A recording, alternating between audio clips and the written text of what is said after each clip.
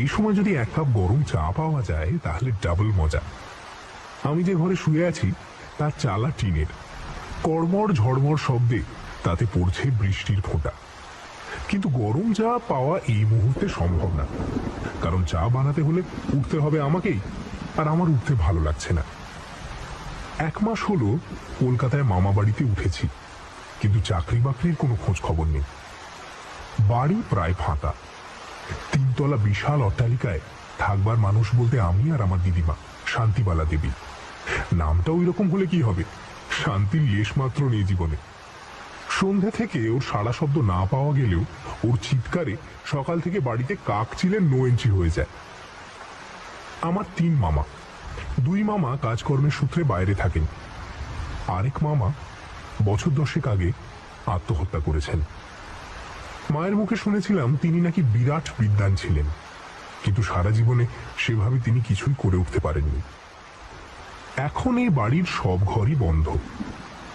আমার মাকে আমার দাদু প্রচুর সোনাদানা দিয়ে বিয়ে দেন।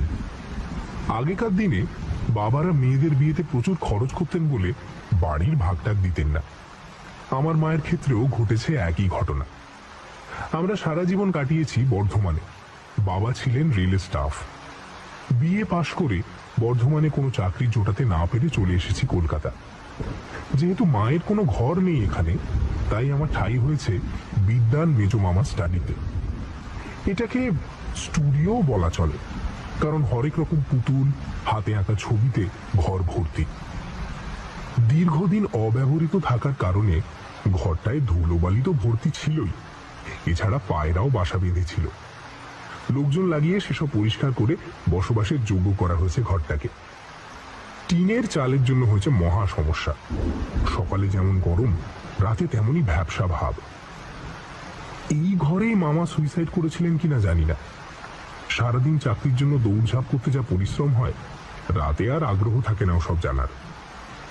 খাবার খাই পাড়ার মোড়ের ভাতের হোটেল থেকে দুবেলা, আর চা জল খাবার বানানোর জন্য একটা জনতা স্টোভ কিনে নিয়েছি, তাতেই চলে যাচ্ছে বেশ। দিদিমার ব্যাপারে আমি নাক গলাই না। এত খিটখিটে মেজাজ তার যে নিজের ছেলেরাই তাকে সঙ্গে নেয়নি। তাও তাদের ছাদের তলায় থাকি বলে কথা, দিনে যাওয়া আসার পথে 1-2বার খোঁজ নি, ব্যাস এই অব্দি। বৃষ্টি সম্ভবত মানুষকে অলস আর রহস্য সন্ধানী করে দেয়। তাই বৃষ্টির দিনে কেউ কেউ চাদর গায়ে দিয়ে খাটে শুয়ে রহস্য বা ভৌতিক গল্পের বই পড়তে খুবই পছন্দ করে। আমিও তার ব্যতিক্রম নই। কিন্তু সমস্যা হলো, এই ঘরে কোনো বই আমার চোখে পড়েনি। কিছু টিনের বাক্স অবশ্য দেখেছি। পরের ঘরে পরের জিনিস ধরতে বড্ড সংকোচ হয়, তাই ওতে কি আছে জানার ইচ্ছে হয়নি। তবে ওই যে বললাম, বৃষ্টি মানুষকে রহস্য সন্ধানী করে দেয়। আমাকেও করে দিয়েছে বোধহয়। টিনের বাক্সটা খুলে দেখবো ওতে কি আছে। আলস্য কাটিয়ে খাট থেকে নেমে চা বানালাম। বৃষ্টি থামবার নামগন্ধ নেই। আকাশটা ফুটো হয়ে গেছে বোধহয়। গুঁড়ো দুধ আর প্রচুর চিনি দিয়ে চা করেছি, যা খেতে হয়েছে অমৃত সমান।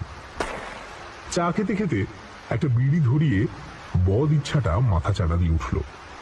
মেজো মামার টিনের বাক্সে কি আছে দেখার আগ্রহে 2-1 পা করে এগিয়ে গেলাম বাক্সটার দিকে।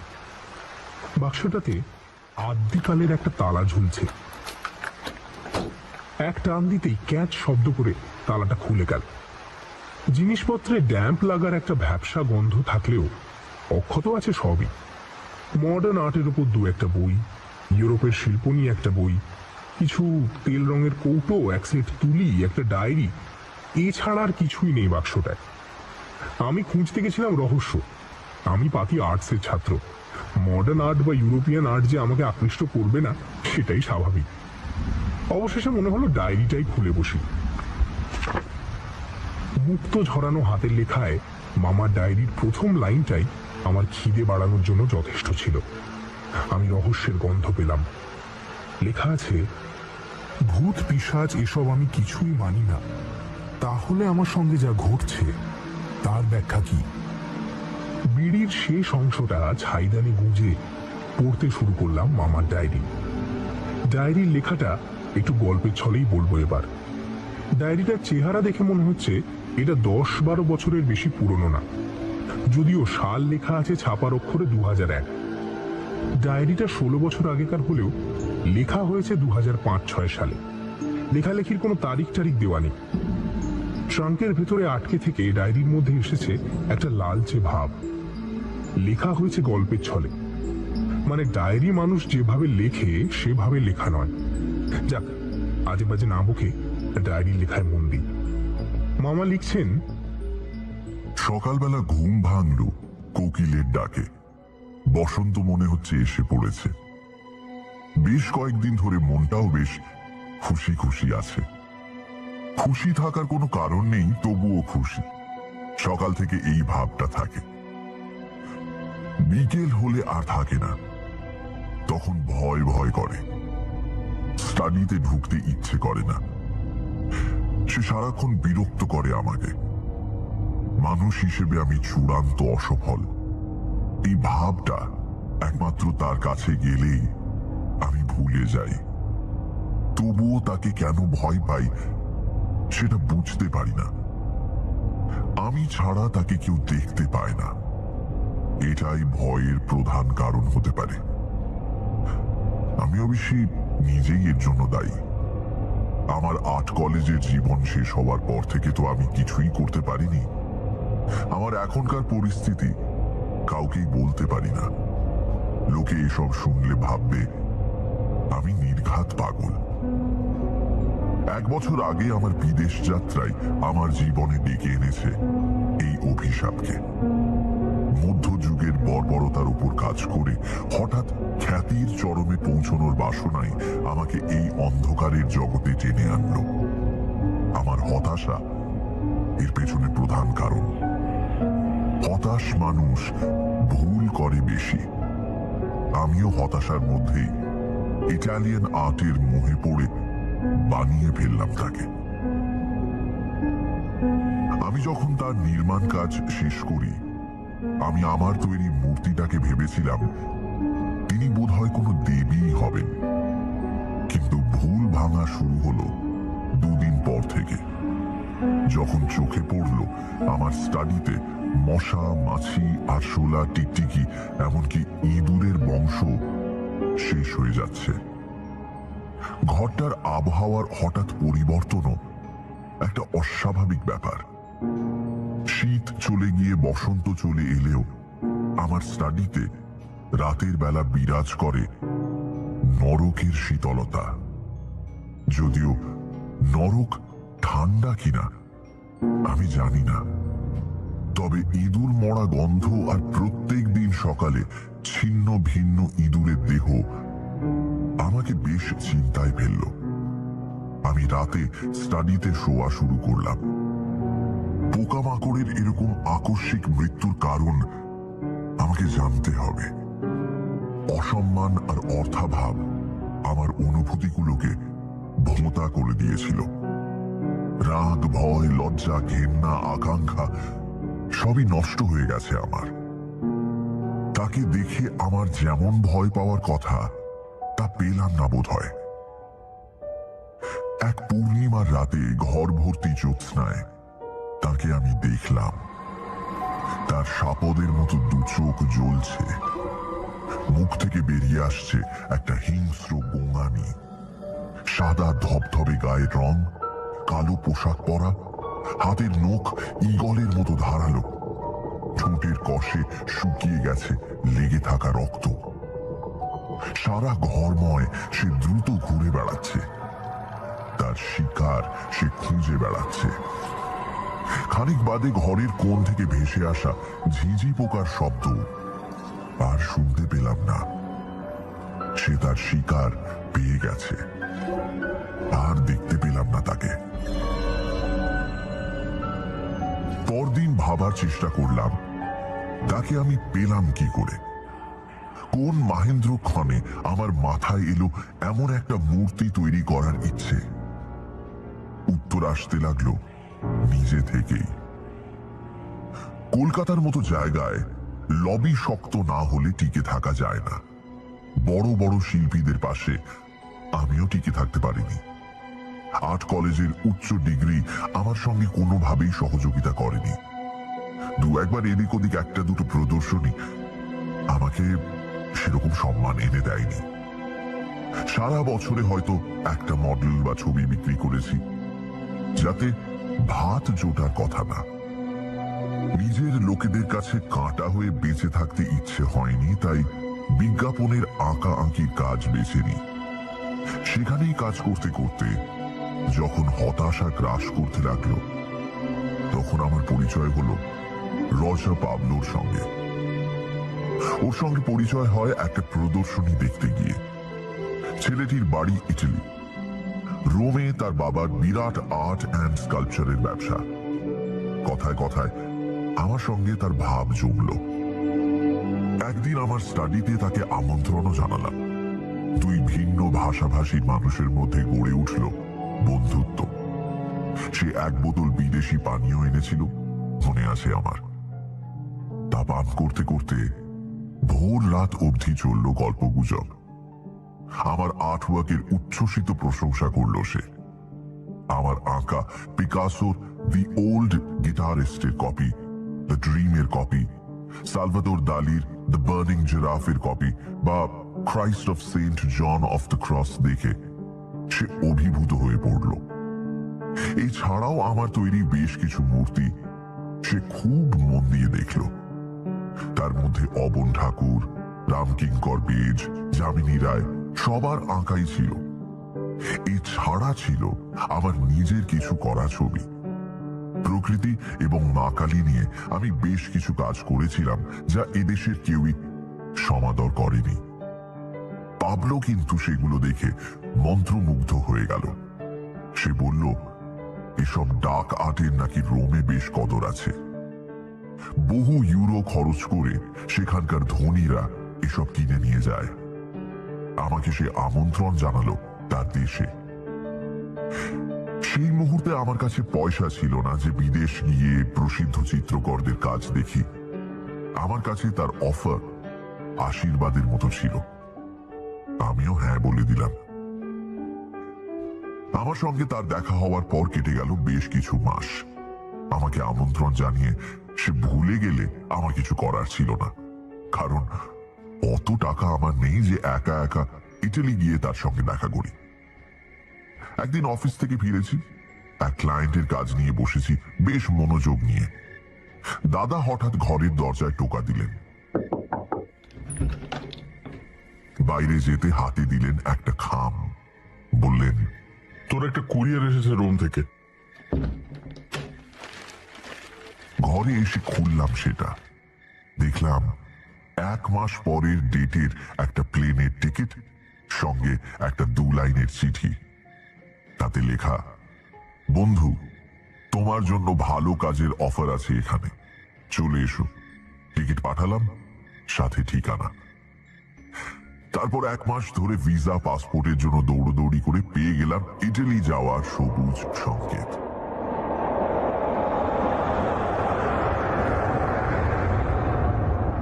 কাছের মতো শহর হলো রোম।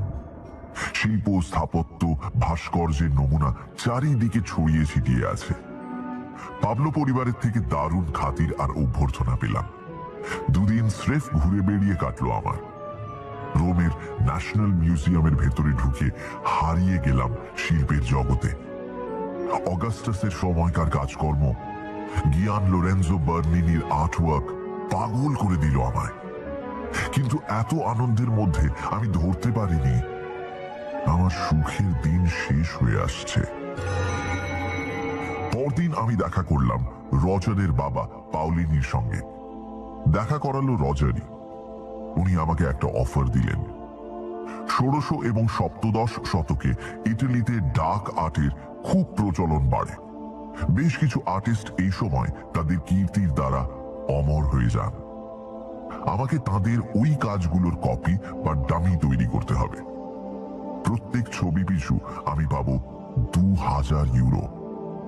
অফার খারাপ না, কাজেই আমিও রাজি হয়ে গেলাম। আমার কাছে এই সময় এসে পৌঁছলো এক অসাধারণ ছবি। স্রষ্টার নাম সালভাটর রোসা। ছবির নাম উইচেস অ্যাট দ্য ইনক্যান্টেশন, আর অন্য ছবিটা ছিল দ্য উইচ। প্রথম ছবিটার নামটাই বেশ ভয়াবহ, প্রেতিনীদের জাদু মন্ত্রোচ্চারণ। ছবিটা দেখলেও গায়ে বেশ শিরশিরানি লাগে।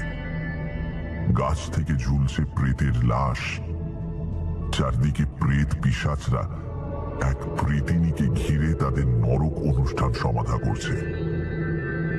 2-3 দিন সময় নিয়ে ছবিটার কপি এঁকে ফেললাম। হাতে কড়কড়ে 2000 ইউরো এসে পড়ায় মন বেশ ঝরঝরে লাগলো। বারবার মনে হতে লাগলো রোম শহরে থাকতে পারলে আমার কাজের সম্মান বাড়বে। যার অমর সৃষ্টি আমায় এখানে অর্থের মালিক বানালো, তার সম্পর্কে জানার একটা আগ্রহ হলো। একটা ক্যাব ভাড়া করে সারা দিন ঘুরলাম। Sistine Chapel, Vatican Museum, Piazza Navona, Saint Peter's Basilica, গ্ল্যাডিয়েটরদের যুদ্ধভূমি কলোসিয়াম। রজার জোগাড় করে দিল ডার্ক আর্টের স্রষ্টাদের উপর একটা বই। আতিপাতি করে খুঁজে বার করলাম সালভাটর রোসাকে। পড়তে শুরু করলাম তার সংক্ষিপ্ত জীবনী। এই মহান শিল্পী 1615-তে আর্নেলায় এক সাধারণ পরিবারে জন্মান। ছোট থেকেই উনি ছিলেন একটু নিয়ম ভাঙা ধরনের। তার বাবা চেয়েছিলেন তাকে উকিল বা পুরোহিত বানাতে, কিন্তু তাকে টানে শিল্প সাহিত্য। মাত্র 17 বছর বয়সে বাবাকে হারানোর পর 5 ভাই বোনের সংসার নিয়ে মা পড়ে যান মহাবিপদে। সংসার তার উপর নির্ভর করতে শুরু করে। এত প্রতিকূলতার মধ্যেও তার শিল্পকর্ম থামেনি তার নাটক লেখা। 1634-35-এ শুরু হয় তার একটু ভিন্ন ধারার ছবি আঁকা। এই সময় তার হাত থেকে বেরোতে থাকে এক একটি masterpiece. Romantic landscape, witch series, Democritus, monks fishing, allegory of fortune এসবই তাকে পৌঁছে দিল খ্যাতির শিখরে। ওর প্রতি আমার আকর্ষণের প্রধান কারণ ওর ডার্ক আর্ট। সে বিষয়ের ইন্সপিরেশন কি ছিল তা তার সংক্ষিপ্ত জীবনীতে পাওয়া গেল না। সারা ইটালি জুড়ে, বিশেষত রোম, নেপলস এইসব জায়গায় কোন বিখ্যাত ব্যক্তির সহযোগিতা তিনি করেছেন, কোন পর্যায়ে কোন নাটক লিখেছেন, এই সবই প্রাধান্য পেয়েছে সেখানে। তার মৃত্যুটা কিন্তু আমার কাছে একটু রহস্যজনক লাগলো। 1673 নাগাদ মার্চ মাসে ওর মৃত্যু হয়। এর 1 বছর আগে থেকে উনি ভুগছিলেন ভয়ঙ্কর চর্মরোগে, যাকে আমরা ইডিমা বলি। হাত পা ফুলে ঢোল অবস্থা হয় এই রোগে। ওর কাজকর্ম আমাকে এতটাই প্রভাবিত করলো যে মনে মনে ঠিক করলাম আমি এবার থেকে কপি ওয়ার্কের বাইরে যা করব সবই হবে ডার্ক আর্ট। মন দিলাম দ্বিতীয় আঁকাটার দিকে। উইচ সিরিজের দ্বিতীয় ছবিটাও বেশ ভয়াবহই ছিল। আমি কপির কাজ শেষ করলাম দ্রুত। এর মধ্যে আমার সঙ্গে রজার একদিনও দেখা করতে আসেনি। ক্লায়েন্ট সাপোর্ট দেওয়া খুবই কঠিন কাজ, তার ব্যস্ত থাকারই কথা। 2 দিনের মধ্যে কাজ শেষ করে যখন পাউলিনির অফিসে দেখা করতে গেলাম, পড়লাম মহাবিপদে। দরজায় ঝুলছে বিরাট তালা। পাশের দোকানের একটা লোককে এ বিষয়ে জিজ্ঞেস করতে সে শোনালো বাজে একটা খবর। এই পাবলো বাপ ছেলে ছিল উঁচু দরের চোর। তারা বিভিন্ন আর্টিফ্যাক্ট আসল বলে প্রচুর দামে বিক্রি করত, যেগুলো ছিল প্রায় সবই নকল বা কপি করা। জীবনে সংগ্রাম করে যেসব শিল্পীরা বেঁচে আছে আর দক্ষতা সম্পন্ন এই শিল্পীদের অর্থাভাবের সুযোগ নিয়ে পাবলোরা 1-2 হাজারের বিনিময়ে এদের থেকে নিয়ে নিত সেই সব শিল্পকর্ম, আর আসল বলে তা বিক্রি করত 80-90 হাজার ইউরোতে। দিন 2 আগে এক ধনকুবের তাদের থেকে একটি ছবি কেনেন। পরে তিনি তা পরখ করে দেখেন সেটা নকল। তার নালিশের পরিপ্রেক্ষিতে পুলিশ গ্রেপ্তার করেছে পাবলো, বাপ এবং ছেলেকে। আমার তখন দিশেহারা অবস্থা। ভগবান একটা সুযোগ দিয়েও কেড়ে নিয়েছেন। আমি পাবলোদের খোঁজার চেষ্টা করিনি। যদি রোসার ছবি কপি করার জন্য ধরা পড়ি, বিদেশ বিভুঁইয়ে কে বাঁচাতো আমায়?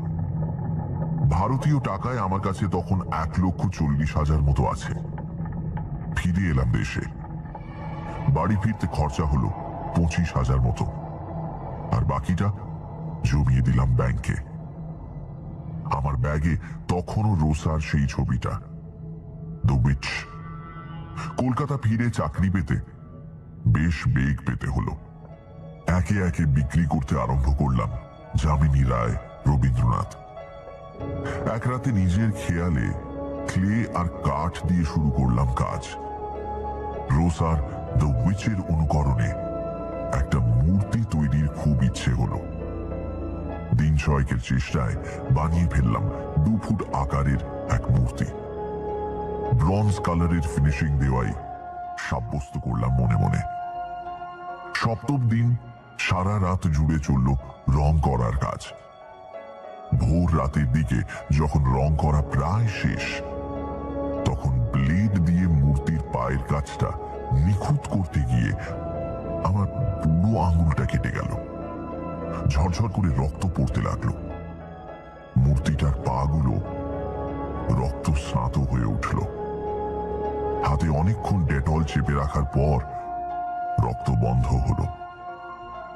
ব্রোঞ্জ রঙের বিভৎস ডাইনি মূর্তিটার পায়ে শুকিয়ে যাওয়া রক্তের দাগ আরো বেশি ভয়ানক করে তুলেছে ওটাকে।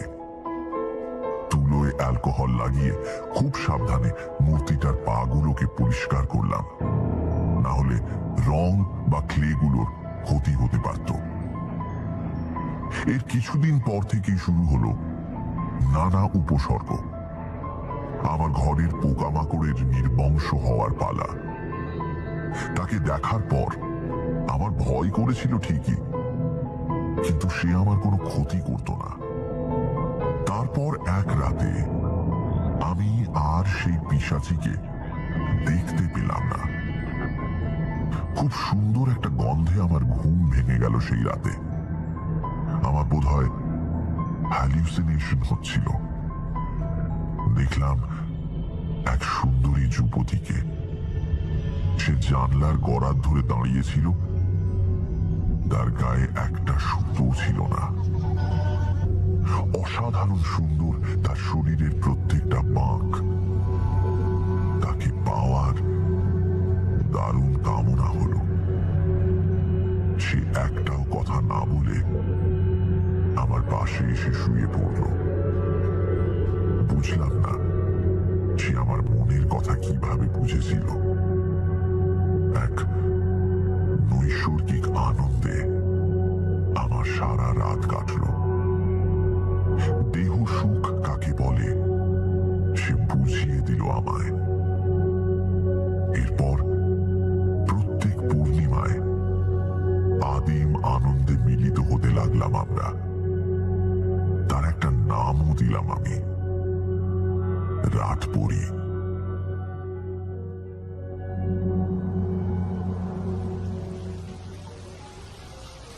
এরপর পাতার পর পাতা মেজমামা লিখে গেছেন তার সঙ্গে ওই মূর্তির মিলনের কথা, মেজমামার কাজকর্মের উন্নতির কথা। বৃষ্টির তেজ অনেকটাই কমেছে বাইরে। ঘড়িতে দেখলাম রাত 2:20। ডায়েরি শেষ না করে ঘুমও আসছে না। মেজমামার মিলনের ব্যাপারে আমার কোনো আগ্রহ নেই। আমার জানার ইচ্ছে শেষে কি হলো, আর সেই মূর্তিটাই বা কোথায় গেল। আরো 2-4 পাতা পড়ার পর আমার আবার আগ্রহ ফিরে এলো। মামা লিখছেন,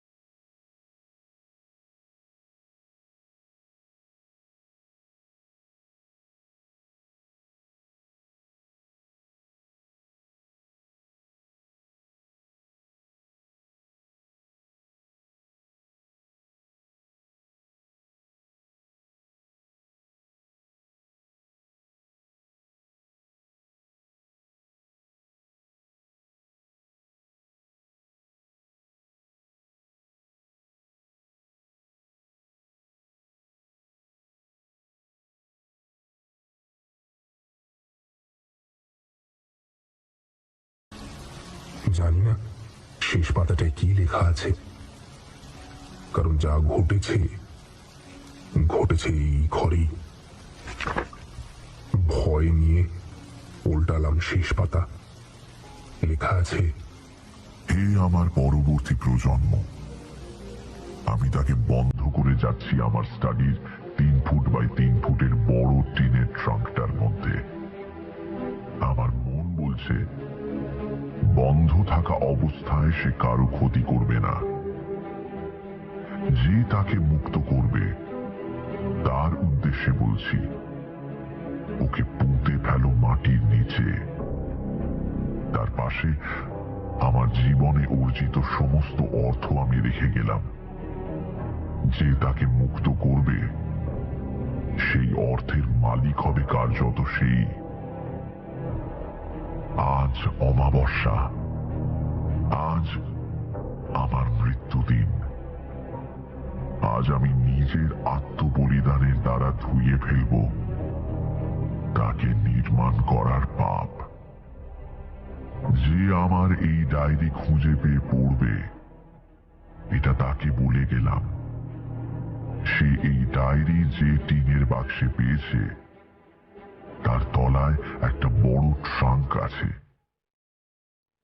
আমার মৃত্যুর কারণ যে প্রেতিনী, সে রয়েছে তার মধ্যে। শুভ বিদায়। এখানেই শেষ হয়েছে মেজো মামার ডায়েরি। দারুণ ভয় করতে আরম্ভ করলো আমার। গাটা ছমছম করেই যাচ্ছে। সারা রাত ঘুম এলো না। সকাল হতেই ছুটলাম দিদিমার কাছে। দিদিমা মুখ দেখে বললেন, মুখ খান কালা পান লাগে কেন? ঘুমাইস নাই রাইতে? আমি হাসলাম। সত্যি কাল সারা রাত আমার ঘুম হয়নি। আমার কিছু প্রশ্ন আছে দিদা। মেলা কাম পয়রা আছে, পেঁচাল পারিস না। বলছি, মেজো মামা মারা গিয়েছিল কিভাবে? দিদিমা চোখ সরু করে কিছুক্ষণ দেখলেন আমার দিকে। কোনো উত্তর নেই। মনে হচ্ছে তাকে বিরাট ঝামেলায় ফেলেছি।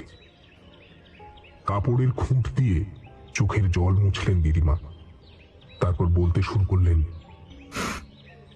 দেখ, বিড়ালি মায়ে জনম দেয় এক গাদা বাচ্চা, তয়ে বড় হইয়া মায়েরে সাইরা পলায় সব কটাই।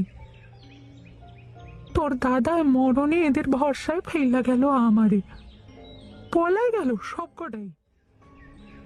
একমাত্র স্বপনটাই যা আমায় দেখতো, এইটারেও ভূতে পেল। ভূতে পেল মানে? কি কও? ভূতে না পাইলে গরমে লোকে ল্যাংডা হইতে পারলে বাঁচে, আর সে গায়ে দিত চাদর। রাত বিরেতে বেবাক শেষাইয়া উঠত। শেষ একদিন নিজের গলাটাই কাটটা ফেলাইলো। হ্যাঁ, গলা কেটে ফেললো? ফেলাইলাই তো। শ্রাবণ মাসের এক রাইতে আমার কাছে আইসা কয়, মা খেতে দাও। আমি কইলাম, বাপরে আমার, সুমতি হইল যে বড়। উত্তরে দেখি হেমিট মিটাইয়া হাসি। রাঁধছিলাম লাউ ঘন্ট আর বাসমতি চালের ভাত। ই আনন্দ কইরা খাইল শ্রবণটা। রাতে গিয়া দৌড় দিল। পরদিন সন্ধ্যা সহিলা যায়। দরজা খোলে না দেখা ডাক পারলাম সামনের বাড়ির পিসুরে। সে আইসা দরজা ভাঙা দেখে সারা ঘরের রক্ত বাইসা যায়। পরান্ডা বার হইয়া গেছে রাইতে, রক্ত শুকাইয়া গেছে গো। তোমার কি মনে হয় দিদা, সে কি আত্মহত্যা করেছিল? লোকে তো তাই কয়। আমার আমার বিশ্বাস নাই। ওরে ওরে প্রেতেই মারছে। তাই যদি তোমার মনে হয়, একা থাকতে ভয় করে না বাড়িতে? আমার সে বড় পেরেত কেউ নাই রে। আমার তো শ্রমের জন্য বৈশা থাকা। আমার ভয় ডর সব লোক পাইছে। দিদিমাকে সান্ত্বনা দিয়ে বেরিয়ে এলাম ঘর থেকে। আমার পরবর্তী পরিকল্পনা ট্রাঙ্কের ডালাটা খোলা। ট্রাঙ্কের ডালা খোলার প্রধান উদ্দেশ্য সেই ভয়ঙ্কর মূর্তিটা চাক্ষুষ করা, আর তার চেয়েও যেটা গুরুত্বপূর্ণ তা হলো মামার গচ্ছিত সম্পত্তির পরিমাণ চাক্ষুষ করা। মামা বলে গেছেন যে যে তার মূর্তিকে উদ্ধার করবে তার জন্যই তিনি রেখে যাচ্ছেন তার সমস্ত ধন সম্পদ। বাজারে চাকরি বাকরির যে অবস্থা, মামার টাকা পেলে নিজের পক্ষে একটা ব্যবসা তো শুরু করা যাবে। ঠিক করলাম ট্রাঙ্কটা খুলবো রাত্রির বেলায়। রাস্তার মোড়ের ভাতের হোটেল থেকে খাওয়া দাওয়া সেরে ঢুকলাম রাত 9:30। দিদিমার ঘরে উঁকি দিয়ে দেখলাম তার মধ্যে যামিনী ঘুমিয়ে কাদা। পা টিপে টিপে আমার ঘরে ঢুকলাম। বুকের মধ্যে কেমন একটা দুমদুম শব্দ হচ্ছে। নিজেকে মনে হচ্ছে ইন্ডিয়ানা জোনস। বিরাট কোনো মহাজাগতিক রহস্য সন্ধানে বের হয়েছি। ভয় পেতে পেতে একটা বিন্দুতে মানুষ পৌঁছায় যখন ভয় বলে আর কিছু থাকে না, তখন সে ভীতি শূন্যে অবস্থান করে। আমিও একসময় পৌঁছে গেলাম এই ভীতি শূন্য অবস্থানে। আমাদের পাড়ার ভ্যাবলাদা তালা ভাঙার একটা দারুণ কৌশল জানত। লোহার ছোট্ট রডের চাড় মেরে সে ভেঙে ফেলতে পারত পৃথিবীর যে কোনো শক্তিশালী তালা। আমাদের চোখের সামনে সে একবার ভেঙেছিল ফুটবল মাঠের তালা। আমিও ছোট টিনের বাক্সটা নামালাম, তারপর একটা ছোট্ট 1 ফুটের রড দিয়ে বড় ট্রাঙ্কের হুকে ঝোলানো আদ্যিকালের জং ধরা তালাটায় দিলাম একটা চাপ। খুলল না। মাথাটা গেজিয়ে গেল আমার। 5 মিনিট ধরে বসে বসে একটা বিড়ি ধরিয়ে মনে করার চেষ্টা করলাম ভ্যাবলাদার তালা খোলার কৌশল। মনে পড়ল ভ্যাবলাদার চাপটা মারত তালাটার উল্টো দিকে। কাজ হলো এতে। একটা শব্দ করে খুলে গেল তালা। ডালাটা খুললাম খুব সাবধানে। ডালা খুলতেই একটা পচা পুরনো সোদা সোদা গন্ধে নাক জ্বলে উঠল। পেটের প্রত্যেকটা কোষ গুলিয়ে উঠল আমার। একটা চামড়ার বাক্সের উপর লাল রঙের কাপড়ে মুড়িয়ে রাখা আছে কিছু একটা। চারিদিকে ন্যাপথলিন ছড়ানো ছিল বোধহয়, তার গন্ধ পাওয়া যাচ্ছে। 2-একটা রসুনের কোয়া চোখে পড়ল, সেগুলো শুকিয়ে গেছে। লাল কাপড় জড়ানো মূর্তিটা খুব সাবধানে বের করে আনলাম। নিচে রাখা চামড়ার বাক্সটাও বার করলাম। আস্তে আস্তে কাপড় সরিয়ে দিলাম মূর্তিটার উপর থেকে।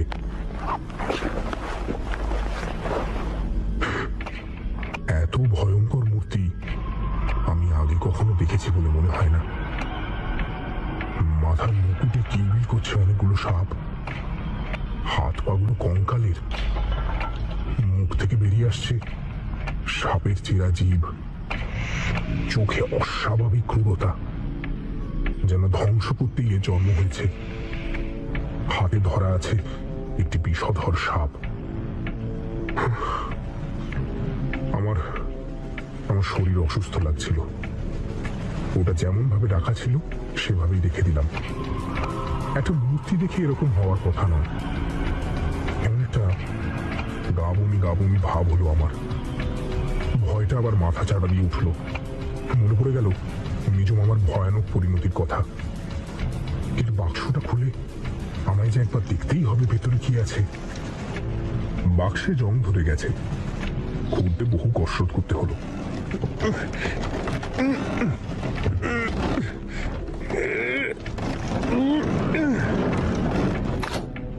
খুলে দেখলাম একটা থলে মতো রাখা আছে তাতে। থলেটা তুলতে সামান্য ভারী লাগলো। ঠং ঠং শব্দ হলো তার মধ্যে। থলেটা খুলে আমার চোখ কপালে উঠে গেল। 2-10 সোনার কয়েন ওটার মধ্যে, সাথে একটা ছোট্ট 4 লাইনের নোট। তাতে লেখা, আমি আমার জীবনের সমস্ত ধনসম্পদ এই সোনার কয়েনে রূপান্তরিত করে গেলাম, যাতে যে এগুলো পাবে তার খুব সুবিধে হয়। টাকা যদি রেখে যেতাম তা হয়তো নষ্ট হয়ে যেত বা অচলও হতে পারত, তাই এই ব্যবস্থা। মূর্তিটা বানানোর পর কোনো এক দৈব বলে আমি আমার ছবি বিক্রি করে অনেক টাকা পয়সা পাই, তাই রেখে গেলাম স্বপন রায়চৌধুরী। নোটের অবস্থাটাও হয়েছে কাহিল। টাকা রেখে গেলে তারও নিশ্চয়ই এই অবস্থাই হতো। ভয় টয় কোথায় পালিয়ে গেল। আমি এখন মোটামুটি বড় লোক। আবার সরালাম মূর্তির কাপড়টা। আমার দরকার এর একটা ছবি। ভয়ে ভয়ে কাঁপা কাঁপা হাতে একটা ছবি তুললাম। কিছু বোঝা যাচ্ছে না। আবার একটু সাহস সঞ্চয় করে ভালোভাবে একটা ছবি তুললাম ওটার। উদ্দেশ্য বর্ধমান কলেজে আমাদের ইতিহাসের অধ্যাপককে একবার ওটা দেখানো, যদি উনি কোনো তথ্য এর সম্পর্কে দিতে পারেন। আবার কাপড় চাপা দিয়ে মূর্তিটা যথাস্থানে চালান করে দিলাম। চামড়ার ব্যাগটাও রেখে দিলাম। সমস্যা হলো ট্রাঙ্কটার তালা ভেঙে গেছে। সেটা মেরামত করা এত তাড়াতাড়ি সম্ভব হবে না। থলেটা মাথার কাছে নিয়ে শুয়ে পড়লাম। সারা রাত দু চোখের পাতা এক করতে পারলাম না। কি যেন একটা অস্বস্তি বোধ হতে লাগলো। মনে হচ্ছিল ঘরে যেন কি হেঁটে বেড়াচ্ছে। এটা আমার ভয় হতে পারে। আমার মনে হচ্ছে সেই পিশাচিকে আমি মুক্ত করার জন্য সে আবার প্রাণ ফিরে পেয়েছে, সেই হেঁটে বেড়াচ্ছে। আমার দুর্বল মস্তিষ্ক এসব ভীতি তৈরি করছে যার কোনো মানেই নেই। ভোর রাতে আমি ঘুমিয়ে পড়লাম। পকেটে 3টে কয়েন নিয়ে দিদিমাকে জানিয়ে আমি চলে এসেছি বর্ধমান। সোনার দোকান 3টে কয়েনের দাম 2 লাখ দেবে বলল। মোট সবকটা বেচতে পারলে আমি মোটামুটি 8-9 লাখের মালিক হচ্ছি নিঃসন্দেহে। মনটা খুব খুশি খুশি আছে। এখন বসে আছি কলেজের ভিজিটার্স রুমে। অধ্যাপক নিহার সেনের জন্য অপেক্ষা করছি। উনি ইতিহাসের কার্যকারী বিভাগ প্রধান। বেয়ারা এর মধ্যে এক ভাঁড় চা দিয়ে চলে গেছে, বলে গেছে অপেক্ষা করতে হবে। স্যার ক্লাস নিচ্ছেন, তাই বসে আছি। অবশেষে ক্লাস শেষ হওয়ার বেল পড়ল। একটু নড়ে চড়ে বসলাম। এক্ষুনি হয়তো চলে আসবেন প্রফেসর নিহার সেন। ঘন্টা পড়ার মিনিট 7 মধ্যে উনি ভিজিটার্স রুমে ঢুকলেন। আমাকে দেখে হাসলেন, মনে হয় চিনতে পেরেছেন। আমার সামনে চেয়ারে বসতে বসতে উনি বললেন, এক্স স্টুডেন্ট মনে হচ্ছে। ঠিকই চিনেছেন স্যার। তা বলো, কি ব্যাপারে দেখা করতে এসেছো? স্যার, আমার মেজ মামা ছিলেন শিল্পী। উনি একটা মূর্তি বানান এবং এটা বানাবার পরই উনি প্রায় পাগল হয়ে যান। আমি একটা ছবি তুলে এনেছি মূর্তিটার। আপনি একটু দেখে বলতে পারবেন কিসের মূর্তি? অবশ্যই। স্যার, মামা 1600 শতকে ডার্ক আর্ট নিয়ে কাজ করতে চেয়েছিলেন এবং একবার রোমেও গেছিলেন। স্যারের মুখ দেখে মনে হলো উনি বেশ ইন্টারেস্ট পেয়েছেন। আমি আমার মোবাইল ক্যামেরায় তোলা ছবিটা দেখালাম ওকে। হাতে নিয়ে অনেকক্ষণ ধরে তিনি দেখলেন ছবিটা, তারপর আমার দিকে তাকালেন। মুখটা ফাঁক হলো কথা বলার জন্য, আবার বন্ধ হয়ে গেল। তোমার নামটা যেন কি? স্যার, বিক্রম। হ্যাঁ, বিক্রম। শোনো বিক্রম, তুমি যে ছবিটা আমাকে দেখাচ্ছ, ইনি হলেন ইউরোপের বহুল চর্চিত এক অপদেবী। নাম অ্যাবিজু, বা একে অ্যাবিজিও বলা যায়। পূর্ব ইউরোপে গ্রামীণ পরিবেশে এর নাম প্রায় সবাই জানে। ইনি এক ভয়ানক রাক্ষসী বলতে পারো, যার মূল কাজই হলো মায়ের কোল থেকে বাচ্চাকে ছিনিয়ে নেওয়া। ইউরোপীয় তান্ত্রিকরা এর সাধনা করে একে ডেকে আনত গর্ভপাত ঘটাবার জন্য। মানুষের বিকৃত কামনা বাসনা, ভয়াবহ যৌন সম্ভোগকে নিয়ন্ত্রণ করেন ইনি। পৃথিবীর নানা দেশে এর চর্চা করা হতো। টেস্টামেন্ট অফ সলমনে এর উল্লেখ মেলে। প্রচন্ড হিংসার দেশ থাকে এর মধ্যে। এর পাশাপাশি থাকা মানে স্বয়ং মৃত্যুর সঙ্গে ঘর করা। রক্ত আর মদের দ্বারা অভিষেক করে একে জাগানো হতো। বাইজেন্টাইন কালচারেও এর কথা পাওয়া যায়। তারা এর নাম দিয়েছিল গায়েলো। তুমি যদি একটু খোঁজাখুঁজি করো, ন্যাশনাল লাইব্রেরিতে অ্যাবিজুর রেফারেন্স পেতে পারো। এ বার্বের অ্যামিউলেট নিয়ে একটা লেখা এর উল্লেখ আছে। নিহারবাবু থামলেন। আমি মনে মনে ভাবছি, উনি যা বললেন তারপর আর কোনো খোঁজ খবর নেওয়ার দরকার আমি মনে করছি না। এরপর আমার কাজই হলো মূর্তিটাকে মাটিতে পুঁতে ফেলা। আমি হেসে নমস্কার জানিয়ে বেরিয়ে এলাম কলেজ থেকে।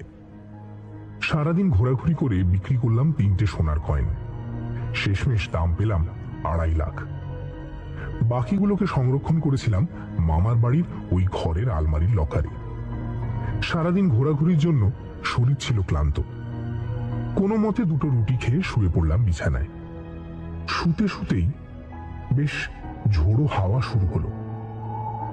শরীরের ক্লান্তিতে জানলাটা অব্দি বন্ধ করতে ইচ্ছে হলো না।